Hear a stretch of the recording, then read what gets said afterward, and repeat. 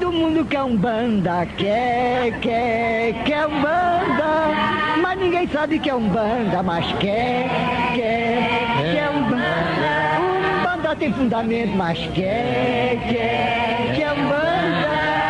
Todo mundo quer um banda, quer um banda, mas ninguém sabe que é um banda, mas quer um banda.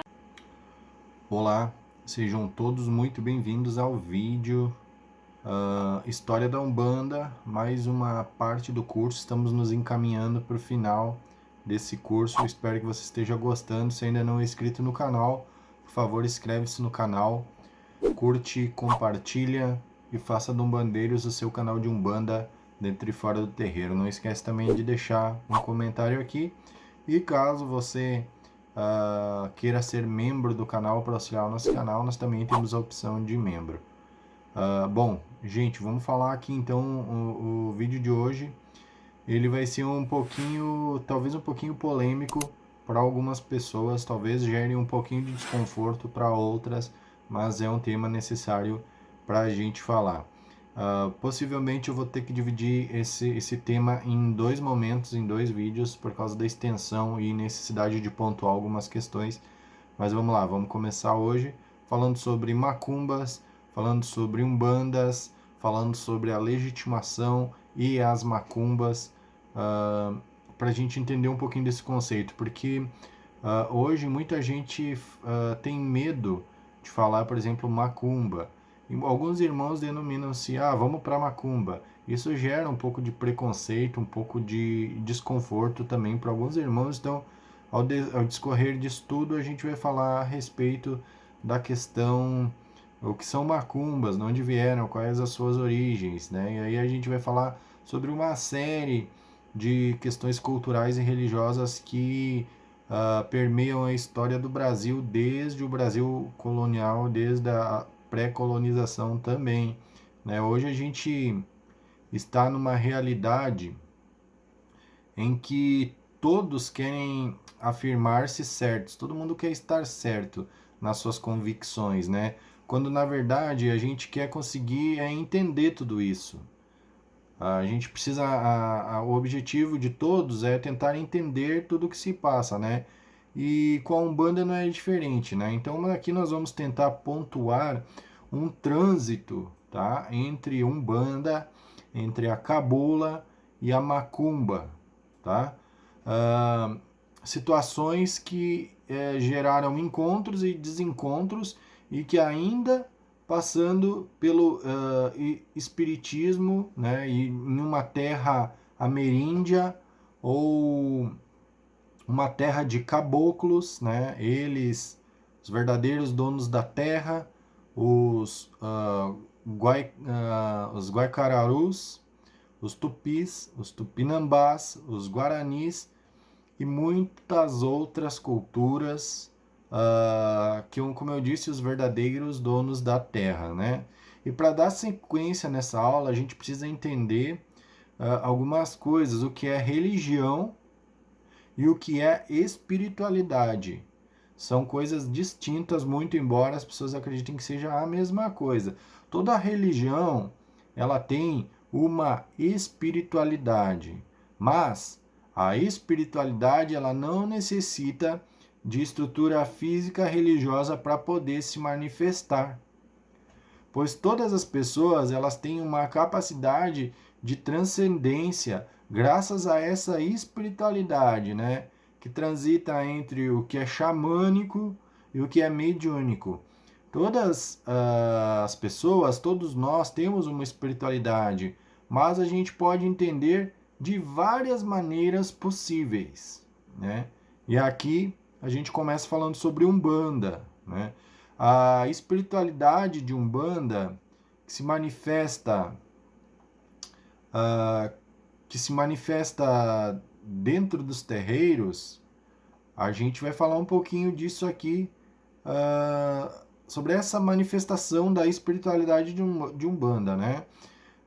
Então, essa espiritualidade que se manifesta dentro da estrutura religiosa chamada Umbanda, nós vamos sair do mesmo estado de entendimento pessoal e nós vamos nos perguntar. Vamos largar um pouquinho o nosso entendimento pessoal e perguntar: qual é a espiritualidade que se manifesta hoje na Umbanda? Qual a espiritualidade que você conhece na Umbanda, né? Então, muitos vão citar pretos velhos, pretas velhas, caboclos, caboclas, exus, pombagiras, crianças, etc. É simples compreender isso, não é?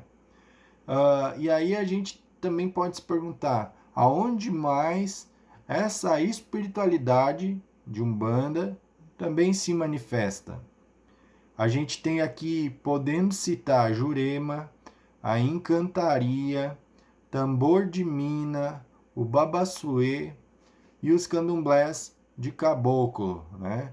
E naquilo que a gente chama, a gente não, mas a história chama, como a gente já viu ao longo do curso, de baixo espiritismo, na cabula e na macumba, né? Me parece aqui que a mesma espiritualidade que se adequa a vários rituais por uma questão de afinidade. Isso gera uma enorme confusão entre os médiuns umbandistas, entre os irmãos umbandistas, e não só entre eles, entre os irmãos de outras religiões que trabalham com uma espiritualidade similar ou a mesma espiritualidade que a gente está falando aqui. A gente precisa atentar nesse ponto aqui. A nossa visão ocidental sobre as questões da construção de uma religião, de uma legitimação, um registro de cartório, alvará, federação, estatuto, reconhecimento público, né? A gente precisa entender o que é espiritualidade livre sem se ligar a esta ou aquela religião, tá? Então a gente tem que entender que essa visão toda que nós temos sobre religião é uma visão muito ocidental. É muito ocidental, ela é muito eurocentrista. E isso dificulta um pouco, né? Essa questão de construção de religião com legitimação, registro, alvará, estatuto, tudo isso é muito ocidental, tá?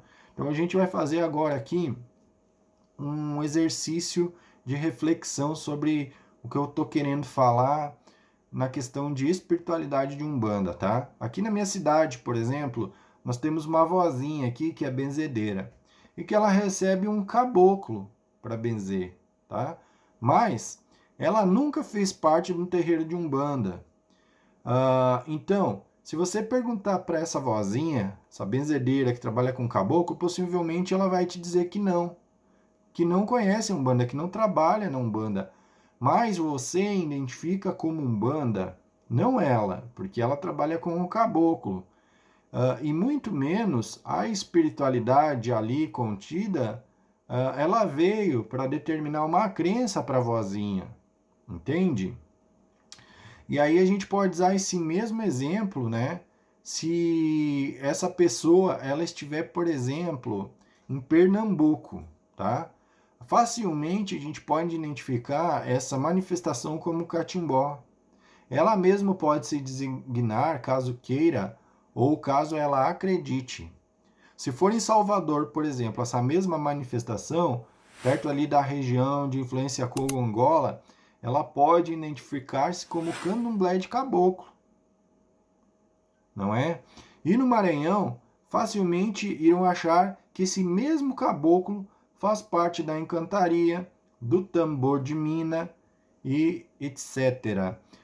Mas, por exemplo, se for no Rio de Janeiro, antes da década de 20, alguns podiam atribuir ao baixo espiritismo ou dizer que é uma manifestação da macumba. E se fosse na década de 30, poderiam dizer que era Umbanda, pois foi um período que a Umbanda começou a ser conhecida no Rio de Janeiro. E aqui a gente volta àquilo que a gente já estudou anteriormente na formação da estrutura religiosa, registro de instituição. Entender e pensar essa estrutura já é pensar ocidental, tá?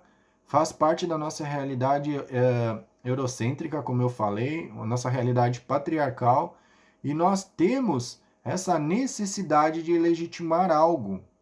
porque isso é um pensamento totalmente ocidental.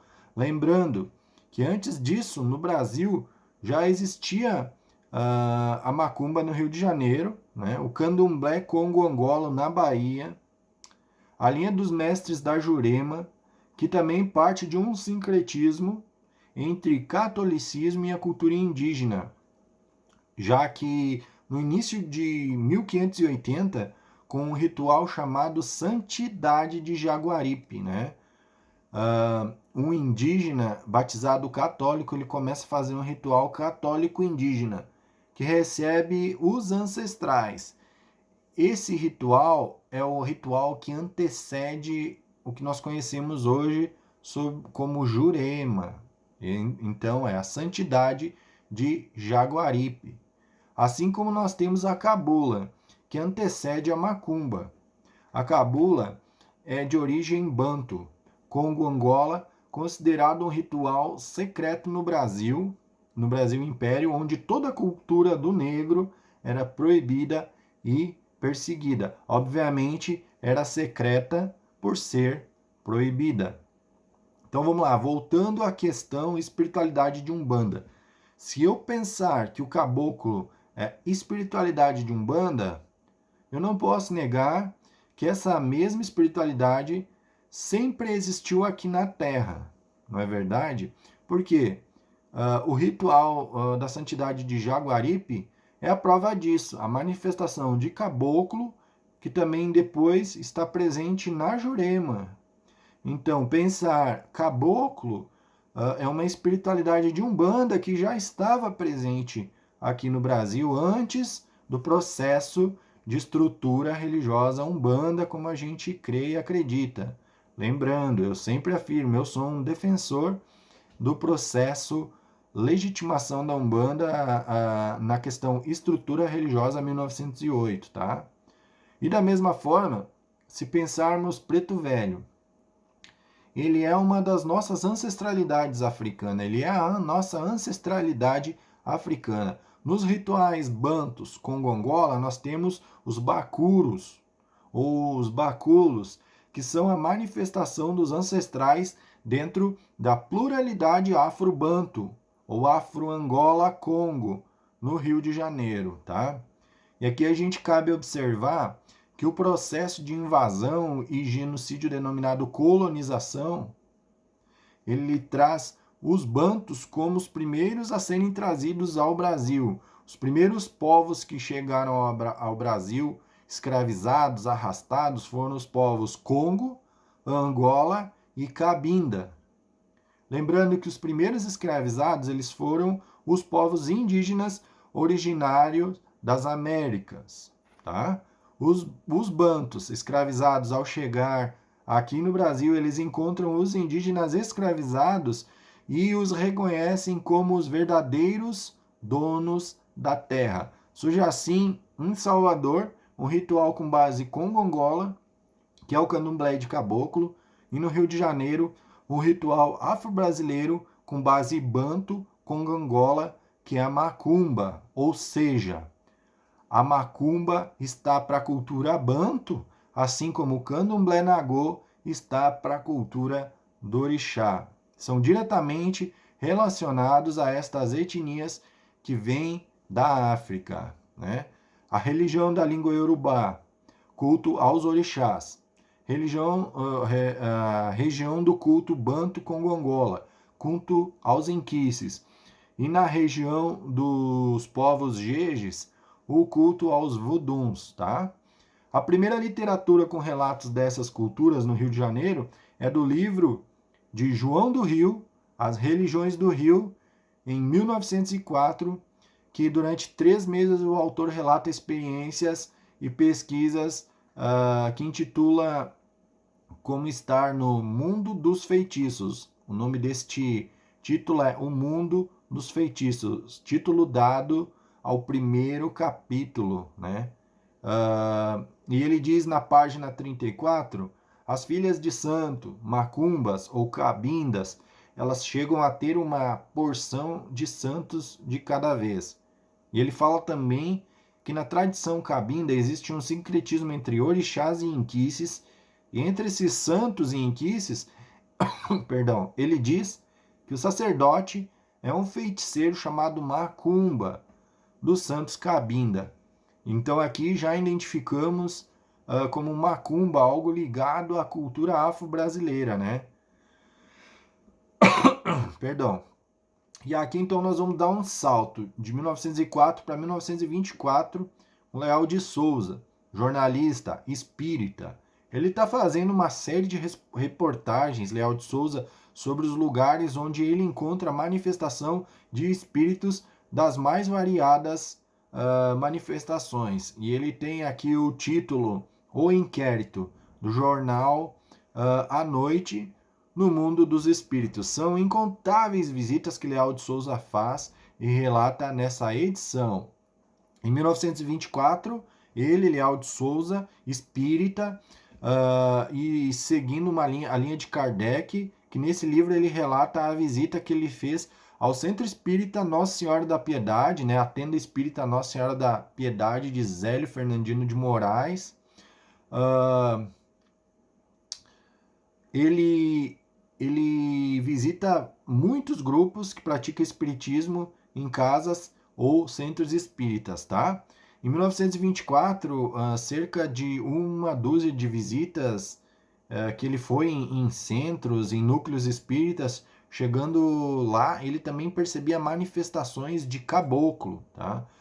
Quando o Leal de Souza ele está no núcleo espírita com pessoas brancas e numa estrutura espírita e chega um caboclo, ele fala que está visitando um baixo espiritismo, tá? Quando ele visita um núcleo de pessoas negras, ele fala que está numa macumba, tá? Então, em 1924, ele vai até o terreiro, por exemplo, de Pai Quintino. E aí Leal de Souza pergunta ao Pai Quintino o que é isso, né? Como que ele identifica? E ele identifica-se como uma macumba. Mas o preto velho de Pai Quintino chama-se Pai Rafael de Umbanda. Então a palavra Umbanda, essa palavra já era uma palavra corrente dentro da macumba. E também era uma palavra corrente dentro do baixo espiritismo, que era sinônimo de sacerdotes dos bacuros e dos ancestrais, né? Ele visita a tenda espírita Nossa Senhora da Piedade. Nesse período ele conhece o caboclo das Sete Encruzilhadas. Ele conhece também o pai Antônio e ele conta que quando ele chega ali ninguém conhecia Leal de Souza, mas alguém incorporado a uma entidade começa a questionar uma reportagem que ele tinha feito antes. Então, essa entidade sabia quem ele era. Ele começa a entrar num diálogo e registra esse diálogo nesse livro. Não é dito ali que é um centro de Umbanda, mas um centro espírita. Ele entende que é algo como baixo espiritismo, tá? Leal de Souza registra essa visita à tenda de Zélio como baixo espiritismo. Na página 497, ainda na casa de Zélio, ele descreve e identifica um canto entoado pelo coro, por um coro que reproduz aos nossos ouvidos uma canção de macumba, assim que Leal de Souza fala na página 417, né? E o curioso é porque até esta data, 1924, não se identificava aqui como um templo de Umbanda, um terreiro de Umbanda, um centro de Umbanda, e as pessoas não sabiam diferenciar. Isso é uma macumba, isso é um baixo espiritismo, isso pode ser chamado de Umbanda. Não havia uma legitimidade e nenhuma legalização, porque nenhum desses núcleos era registrado em cartório ainda, e o registro em cartório e processo de oficialização com o nome Umbanda vai começar apenas a partir de 1939, com a lei dentro do governo Getúlio Vargas, né? Leal de Souza, em 1924, ele espírita, ele conhece Zélio e ele ficou impressionado e passa a fazer parte da tenda espírita Nossa Senhora da Piedade. Então, isso em 1924. E aqui, então, a gente vai encerrar o vídeo de hoje para não ficar algo muito maçante, cansativo. E logo, logo no próximo vídeo a gente volta para falar desses adventos, dessa cronologia entre as umbandas, as macumbas, entre a cabula. Então, a gente vai continuar nessa sequência para que você tenha um entendimento diferente sobre essas práticas, e a gente vai continuar falando na próxima questão sobre Leal de Souza e a sua contemporaneidade e as questões na visão de Leal de Souza e de outros escritores. Espero que você esteja gostando desse curso História da Umbanda. Se você ainda não é inscrito no canal, por favor, inscreve-se. Não esquece também de deixar o seu like. Deixa aqui embaixo um comentário sobre o vídeo de hoje, o que você achou. Você já conhecia essas histórias, e compartilha nas redes sociais. Se quiser ser membro do canal, fique à vontade, seja membro, nós temos as opções, e faça da Umbandeiros seu canal de Umbanda dentro e fora do terreiro. Muito obrigado por acompanhar até aqui e seja bem-vindo a mais uma aula do curso História da Umbanda. Meu fraterno saravá para todos. Todo mundo quer Umbanda, quer Umbanda, mas ninguém sabe que é Umbanda, mas quer Umbanda.